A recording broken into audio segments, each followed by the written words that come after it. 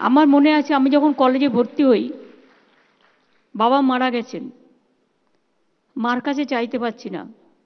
আমার একটা গলায় মটরমালার হার ছিল, আমি সেটাকে বিক্রি করে দিয়ে কলেজে ভর্তি হয়েছিলাম। আমাদের সময় এসব সুযোগ ছিল না। তাই বলছিলাম যে এই ঘটনাগুলো মনে রেখে আমাদের মাথায় রাখতে হবে, গরিব হয়ে জন্মানোটা কোনো অপরাধ নয়। বলো তার কি অপরাধ? জন্ম হয়েছে যার পাকে, তোমার ক্ষমা দিয়ে তুমি মানুষ হয়ে গড়ে তোলো তাকে। তাকে মানুষ করে গড়ে তোলা আমাদের কাজ। এবং মনে রাখবেন, আজকে আমাদের বাংলায় তো সমাজ সংস্কার, রাজা রামমোহন রায় থেকে শুরু করে ঈশ্বরচন্দ্র বিদ্যাসাগর থেকে শুরু করে, সে সময় হয়তো অনেকে ভালো চোখে দেখেননি, কিন্তু আজকে সারা ভারতবর্ষ, সারা পৃথিবী এটাকে ফলো করে। আমাদের অনেক ছোট্ট ছোট্ট ঘটনা রাস্তায় চলতে চলতে মনে করিয়ে দেয়।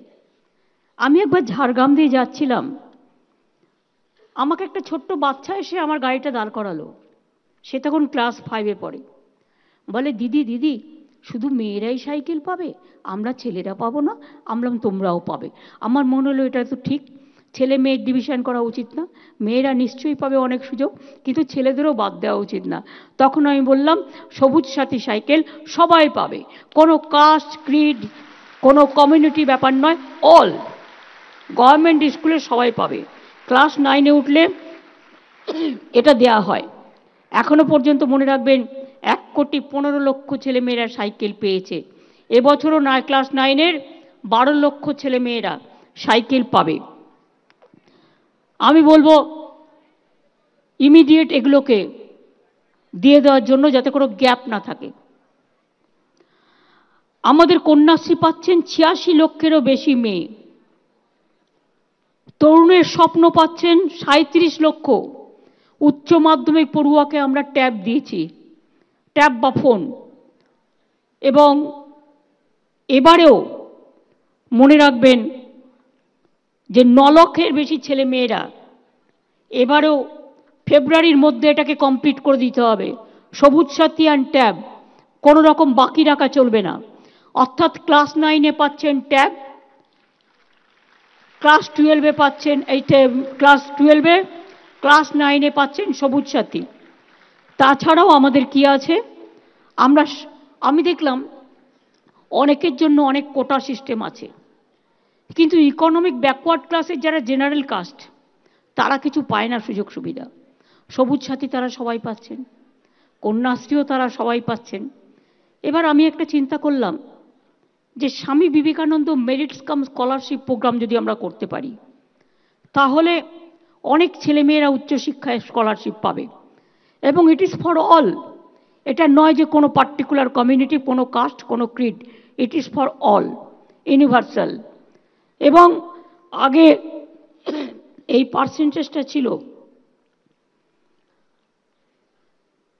75%-এর মতো। আমাকে একদিন একজন বলল, আমার মেয়ে না 60% পেয়ে পাশ করেছে, কিন্তু আমার টাকা নেই, আমি পড়াতে পারছি না, আমি কোনো স্কিমের মধ্যে ঢুকতে পারছি না উচ্চশিক্ষায়। আমার মেয়েকে যদি একটা স্বামী বিবেকানন্দ স্কলারশিপ করে দেওয়া হয়। আমি বললাম, তোমার মেয়ে কত নম্বর পেয়েছে?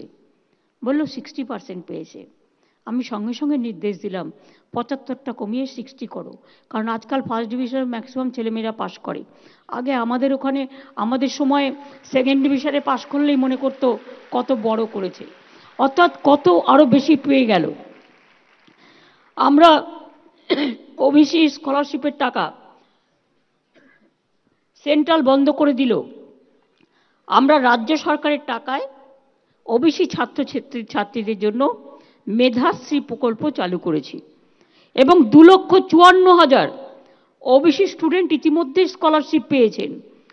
এবছরে আরো 2,77,000 ছেলে মেয়ে এই স্কলারশিপ পাবেন। আপনারা জানেন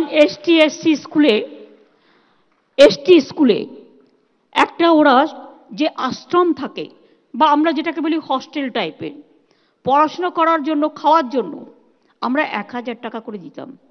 কিন্তু ডিসেম্বরে নোটিফিকেশন করে দিয়েছি আমরা ওটাকে বাড়িয়ে 1,800 টাকা করে করেছি। অর্থাৎ 1800 টাকা তাদের পক্ষে অনেক ভালো হবে। এটা অনেকে জানতেন না বলে আমি জানিয়ে দিলাম।